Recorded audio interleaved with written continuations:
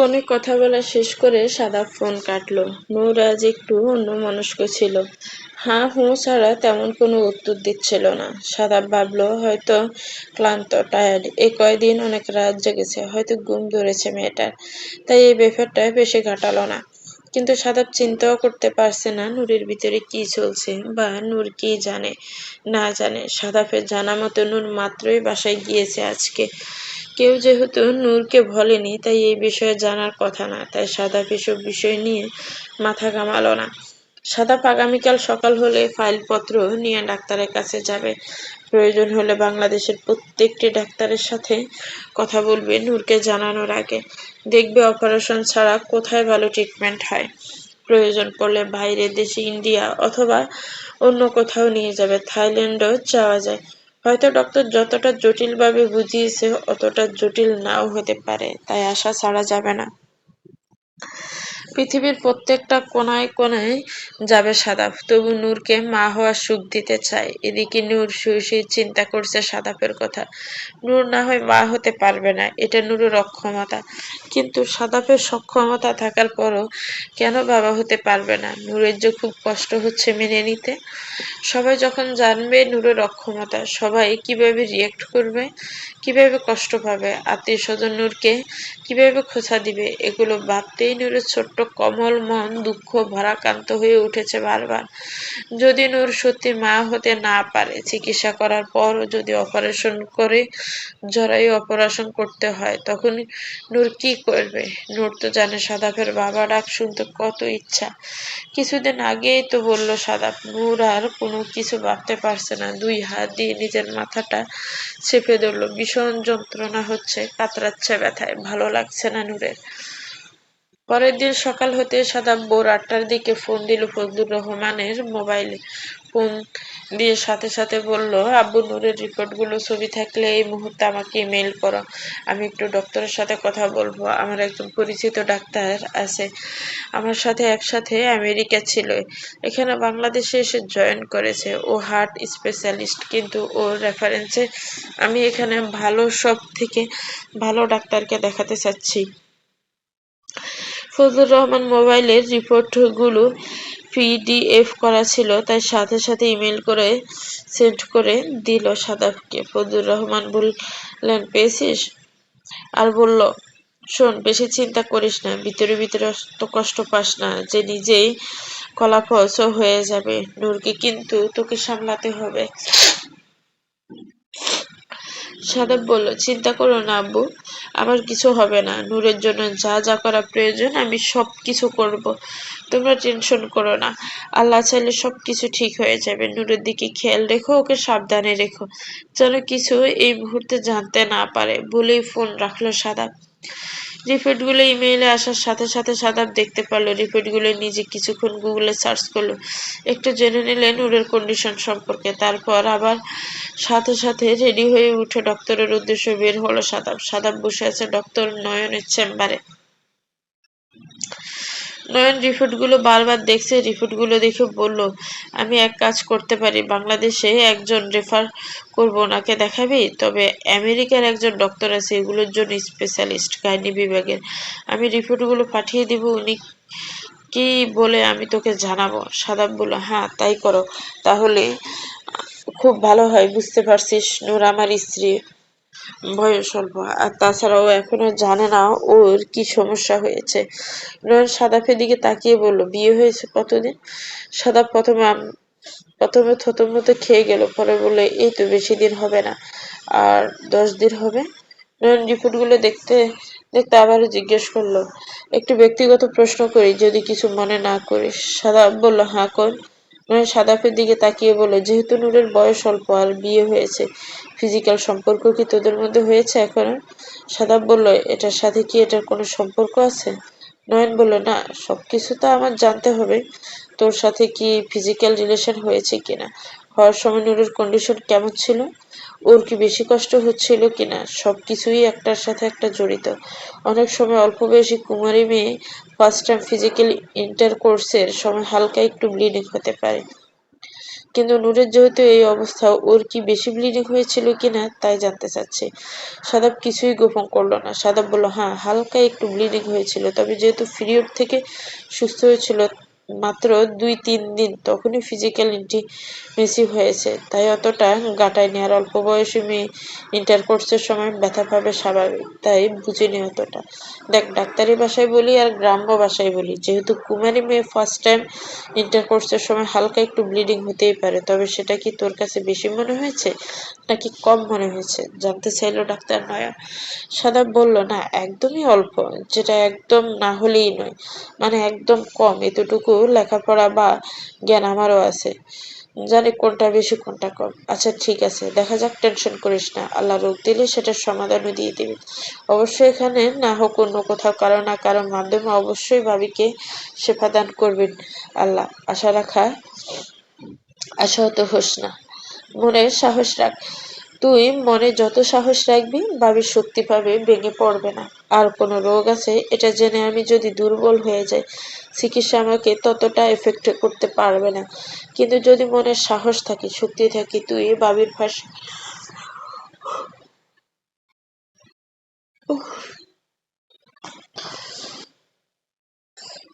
ভাবির পাশে থাকিস, শুনে যদি সে স্বইচ্ছায় সমস্ত চিকিৎসা করে নিতে পারে, তাহলে আমি মনে করি চিকিৎসা অবশ্যই ওনার ভালো ফল বয়ে আনবে। তবে সবসময় বিশ্বাস রাখবি, আমরা যতই উন্নত হয়ে যাই না কেন, সন্তান দেওয়া না দেওয়া এটা আল্লাহ প্রদত্ত। আল্লাহ যদি চায় দিবে, আল্লাহ যদি না চায় তাহলে দিবে না। তাই তুই কখনোই ভাবির প্রতি কোনোভাবে অবিচার করিস না। বয়স অল্প, তুই যদি একটু অবহেলা বা সন্তানের প্রতি চাহিদা দেখিয়ে ফেলিস, তাহলে হয়তো ওর ছোট্ট মনে আঁচড় কেটে যাবে। সবসময় এটা নিয়ে ভাবতে থাকবি, ডিপ্রেশনে চলে যাবে। আর একবার ডিপ্রেশনে চলে গেলে এই রোগ থেকে ভালো হলেও ডিপ্রেশন রোগ থেকে ভালো হবে না, সেক্ষেত্রেও কনসিভ করতে পারবে না, ওষুধে কোনো প্রভাব পড়বে না। সাদাপ উঠে দাঁড়ালো। নয়ন বলল, তুই যা, টেনশন করিস না। আমি এখানে যে ডক্টরকে বলবো ভাবিকে নিয়ে আসবি দেখানোর জন্য। আর এই ইমেলটা আমি অবশ্যই আমেরিকা পাঠিয়ে দিব, দেখবো ও রিপোর্টগুলো দেখি কি বলে। অবশ্যই আশা রাখ, ভালো কোনো নিউজ আসবে। সাদাপ কথা শেষ করে চেম্বার থেকে বের হলো। কেন যেন মনে হচ্ছে নূর অবশ্যই মা হতে পারবে। ওর ভিতর থেকে ইনার ফিলিংস আসছে। এখন নূরকে বোঝানোর পালা। নূরকে যদি বোঝাতে পারে, যদি সবকিছু সুন্দরভাবে মেনে নেয়, তাহলে হয়তো চিকিৎসাটা করা সহজ হয়ে যাবে। হসপিটাল থেকে বের হয়ে সাদাব সাথে সাথে ফোন দিল নূরকে। প্ল্যান করেছে আজকে নূরকে ঘুরাবে। নূরের মন সবসময় ভালো রাখার চেষ্টা করবে। যেহেতু বাবারা মেনে নিয়েছে, এখন আর কোনো বাধা নেই। নূর কয়েক রিং হওয়ার পর ফোন ধরল। সাদাব বলল, নূর। নূর বলল, বলেন। সাদাব বলল, চল রেডি হ তাড়াতাড়ি, আজকে আমরা ঘুরতে যাব। নূর কথা বলতে পারছে না, কান্নাগুলো যেন গলা ফাঁকিয়ে গলা চেপে ধরে রেখেছে। নূর কোনো মতে বলল, আমার ভালো লাগছে না আজকে, ঘুরতে যাব না প্লিজ, আমার অনেক ঘুম পেয়েছে, আমি একটু ঘুমাই। সাদাফের বুকের ভিতরটা মোচড় দিয়ে উঠল। নুরুর কণ্ঠটা কান্না কান্না লাগলো কেন? নাকি অসুস্থ, নাকি এই 2 দিন রাত জাগার ফলে নুরির ঘুম পাচ্ছে? সাদাব কিছুই বুঝে উঠতে পারলো না, কিন্তু বুকের ভিতর কেমন যেন আনসার করছে। মনে হচ্ছে সামনে ভয়ঙ্কর কোনো বিপদ আসছে। সাদাব হসপিটাল থেকে বের হয়ে নিচে গাড়িতে এসে সিটে বসলো। 2-3 মিনিটের জন্য মাথাটা এলিয়ে দিল সিটে, চোখ বন্ধ করে রইল। তারপর ধীরে ধীরে পকেট থেকে ফোন বের করে ফোন করলো ফজলুর রহমানকে। ফজলুর রহমান ফোন ধরতে সাথে সাথে সাদা পেপাস থেকে বলল, ডক্টরের সাথে কথা বলেছি, উনি 2-1-এর মধ্যে ভালো একজন ডাক্তার রেফার করবে। এই 2 দিনের মধ্যে নূরকে বোঝাতে হবে, নূরকে জানাতে হবে, কারণ এটা যে ধরনের ট্রিটমেন্ট, পেশেন্টকে না জানিয়ে করা যাবে না। তাই মানসিকভাবে প্রস্তুত হও নূরকে জানানোর জন্য। ফজলুর রহমান দীর্ঘ একটি শ্বাস ফেললেন, বললেন, মানসিকভাবে প্রস্তুত হই, প্রত্যেকবারই প্রস্তুত হই, কিন্তু কিছুক্ষণ পরেই সেই প্রস্তুতি আবার ধুলোয় মিশে যায়। যখন আমি ভাবি আমার মেয়েটা তো শুনলে সাথে সাথে এটা নিতে পারবে না, ঠিক কতখানি কষ্ট হবে। আমার মেয়েটার ভাবতেই আমার সেই প্রস্তুতি কাজ করে না সাদাব। সাদাব বলল, ভেঙে পড়ো না আব্বু, আল্লাহ যা করে ভালোর জন্যই করে, হয়তো এর মধ্যে নূরের কোনো ভালো কিছু আছে। শুধু নূরকে একটু দেখে রেখো, আমি এক জায়গায় যাব, এসে নূরের সাথে দেখা করব বলে ফোন রাখলো সাদাব। তারপর আবার সাথে সাথে নাম্বার ডায়াল করলো হুমায়ুন রহমানের। হুমায়ুন রহমান সাদাবের ফোন দেখে সাথে সাথে ফোন রিসিভ করে এদিক ওদিক তাকে একটু ব্যালকনিতে গেল। সাদাব কিছু বলার আগে হুমায়ুন রহমান বলে উঠল, কথা হয়েছে ডাক্তারের সাথে? কি বলেছে?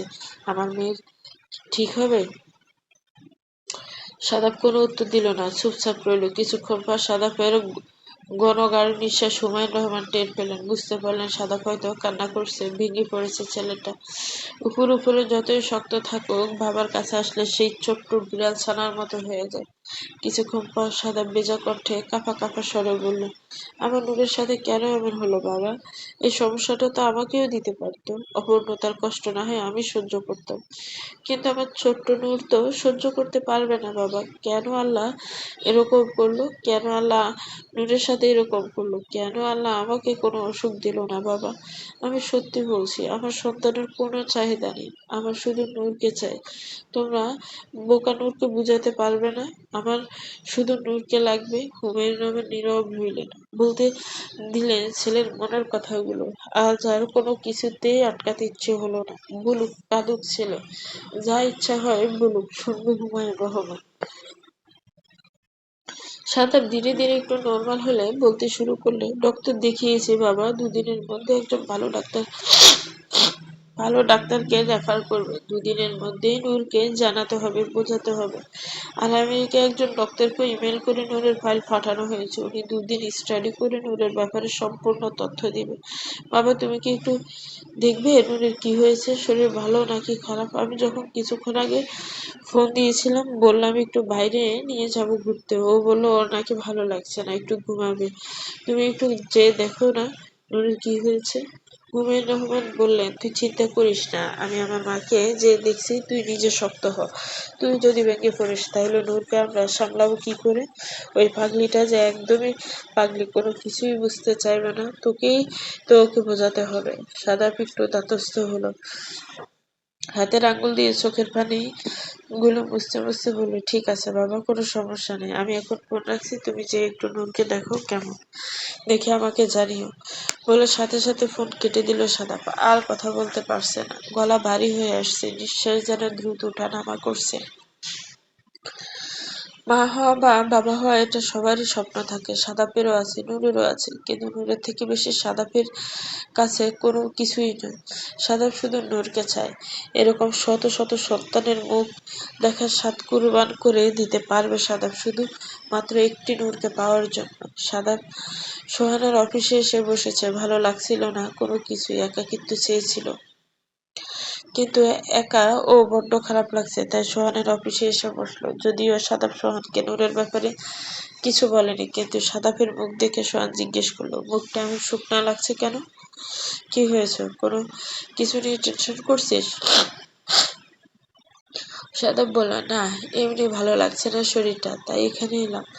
এই মুহূর্তে নূর যেখানে জানে না, নূরের ব্যাপারে কারোর সাথে কোনো কিছু বলতে আগ্রহ বোধ করছে না সাদাব, কারণ নূরের ব্যাপারে জানার অধিকার সবার আগে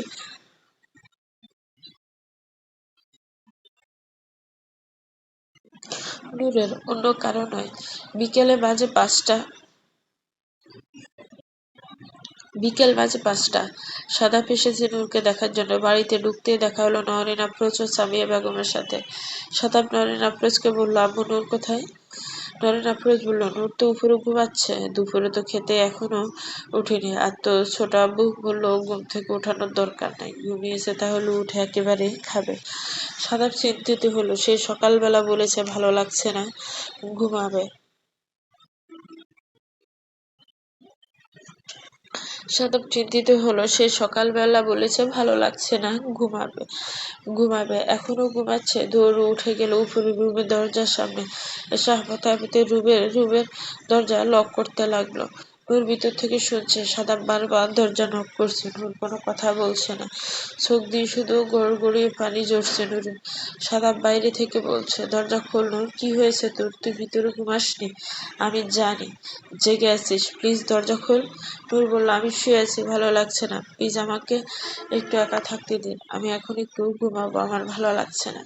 সাদাব বলল, প্লিজ দরজা খোল নূর, তোর কেন ভালো লাগছে না তুই আমাকে বল, এভাবে দরজা বন্ধ করে বসে থাকিস না আমার সাথে, আমার খারাপ লাগছে নূর, প্লিজ দরজা খোল। নূর, দরজা খোল বলছি, খুব খারাপ হয়ে যাবে যদি দরজা ভেঙে ঢুকতে হয়। নূর উঠে দাঁড়ালো, চোখের পানি মুছলো, আর হয়তো আটকে রাখা যাবে না, জানে সাদাবকে এখন দরজা খুলে দিতেই হবে।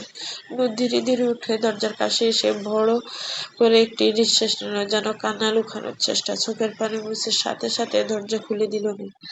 দরজা খুলে নূর নিচের দিকে তাকিয়ে রইল, সাদাবের চোখের দিকে তাকিয়ে কোনো প্রশ্নের উত্তর দেওয়ার সাহস নেই নূরের।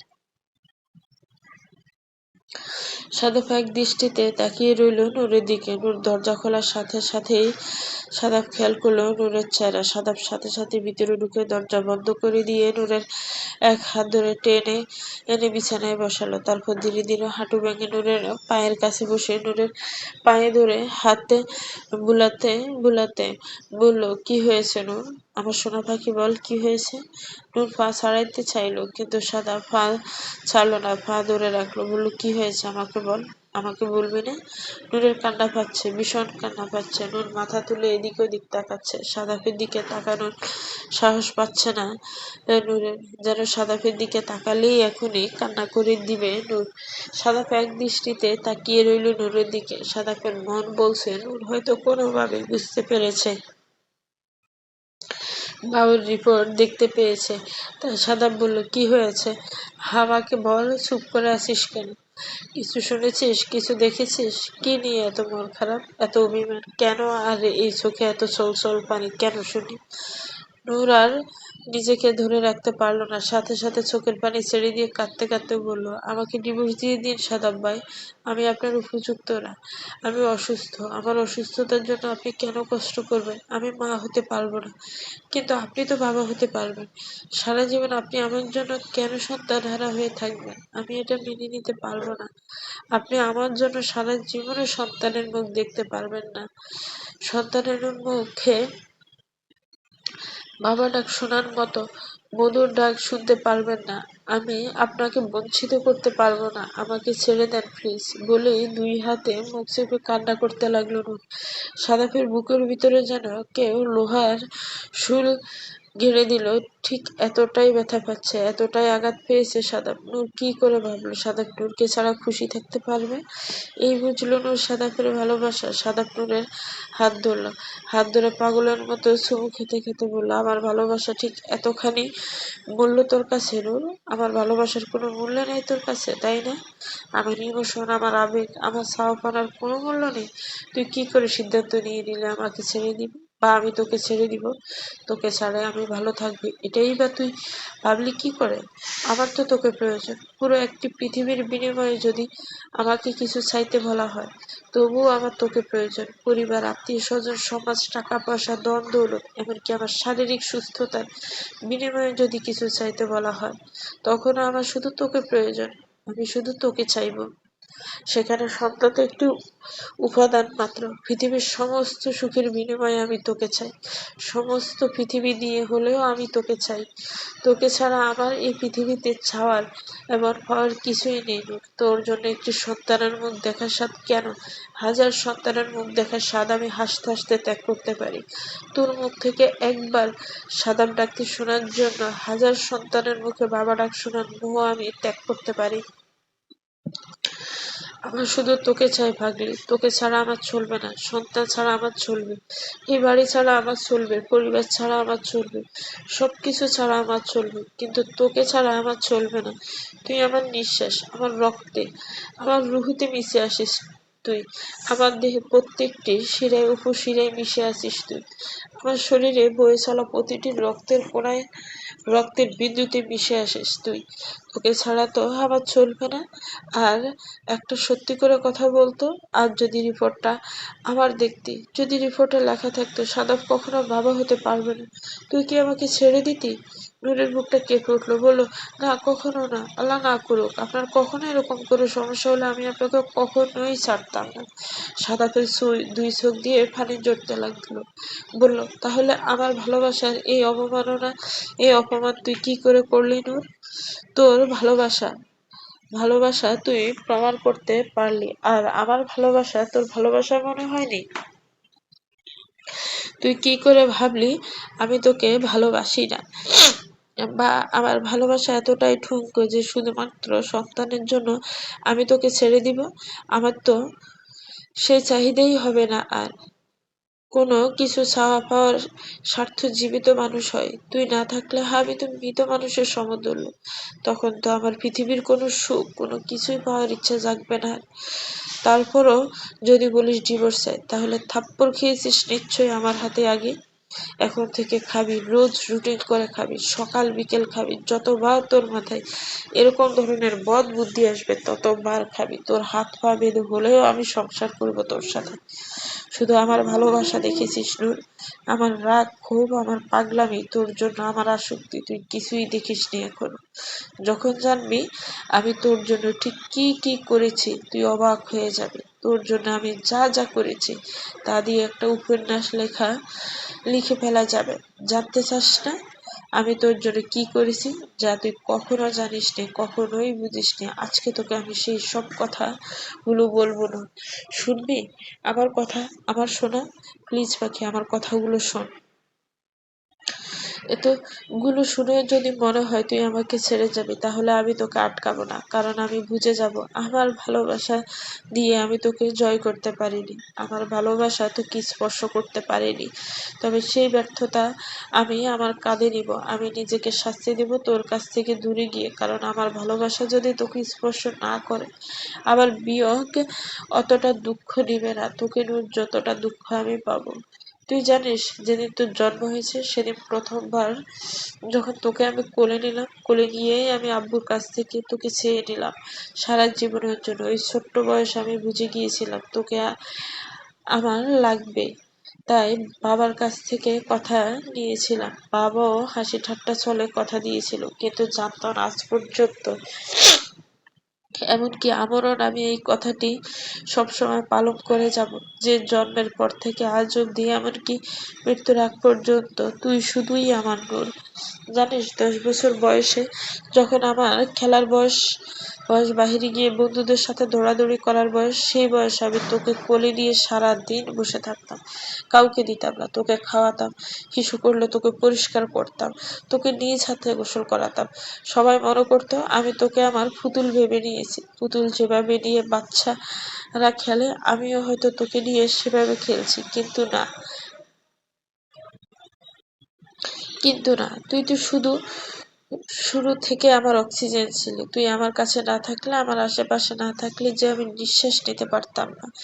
কিভাবে তোর 9 মাস হলো জানি না, কথা বলা একটু দেরিতেই শিখেছিলি তুই, কিন্তু টিয়া পাখিকে যেমন সারাক্ষণ মানুষ কথা বলা শিখায়, আমি সারাক্ষণ শিখাতাম সাদাব সাদাব।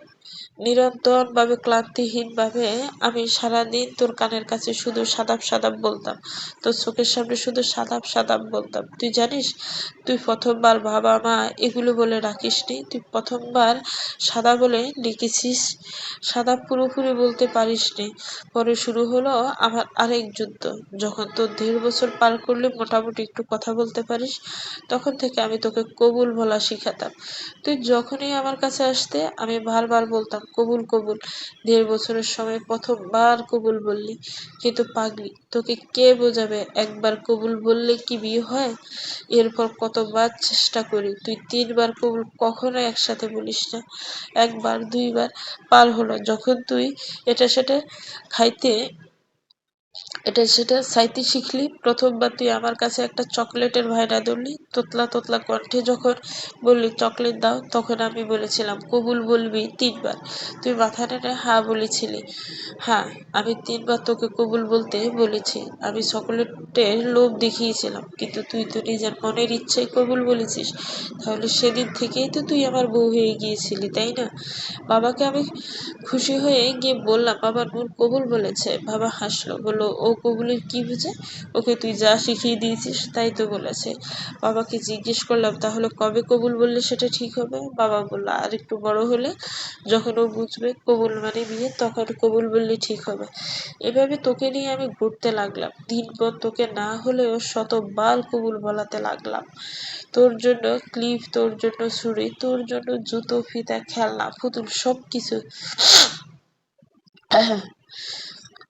সবকিছু তো আমি কিনে নিয়ে আসতাম, আর বিনিময়ে শতবার কবুল বলাতাম, যাতে তুই ভুলে না যাস। এভাবে তুই বড় হতে থাকলি। যখন তোর 10 বছর, তখন আমার কলেজের লেখাপড়া শেষ হলো। স্কুলের ফেয়ারওয়েল পার্টিতে তোকে নিয়ে গেলাম। সেখানে সব বন্ধুরা তোকে অনেক আদর করতো। তার মধ্যে একটা বন্ধু ছিল তোকে দিকে খারাপ দৃষ্টি দিয়েছিল, তোকে কোলে নিয়ে চুমু খেয়েছিল, সাথে বউ বলেছিল। আমার বউকে আরেকজন কেন বউ বলবে? সেদিন ওকে আমি খুব মারলাম, এত মারলাম, পুলিশ কেস পর্যন্ত হয়ে যেত, যদি শুধু আমার বয়সটা অল্প না থাকতো। সেদিন বাবা সিদ্ধান্ত নিলেন আমাকে আমেরিকা পাঠিয়ে দিবে। তখন আমার বয়স 20 বছর, তোর সবে 10। তখন আমি বাবাকে শর্ত দিলাম, যদি নূরকে আমার সাথে বিয়ে দাও, তাহলে আমি বিদেশ যাব। বাবা তো কোনোভাবে রাজি হলেন না। আমি জিদ করে বাবাকে রাজি করালাম। বাবা ভেবেছিল এটা আবার পাগলামি, বিদেশ গেলে সব ভুলে যাবে, ঠিক হয়ে যাব। আর তাছাড়া তুই তো ছোট, এই বিয়ের কথা তো তোর মনেও থাকবে না। আর বয়সের তুলনায় একটু বেশি ছোট ছিলে, আর বেশি চিকন চাকন ছিলে, তাই বাবা ধরেই নিয়েছে তোর এগুলো কিছুই মনে থাকবে না। তাই সেবারও আবারও পুতুল খেলা মনে করে তোর সাথে আমার বিয়ে করিয়ে দিল। জানিস, যখন তোর 10 বছর, তখন আমার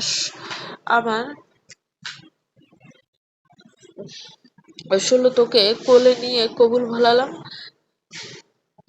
10 বছর, তখন আমার তোকে কোলে তোকে আমার কোলে নিয়ে কবুল বলালাম। লাল শাড়ি পরিয়ে তখন তুই আরেকবার আমার বউ হয়ে গেলি। তখন তো সাক্ষী রেখে, কাজী রেখে তারপর বিয়ে করিয়েছি।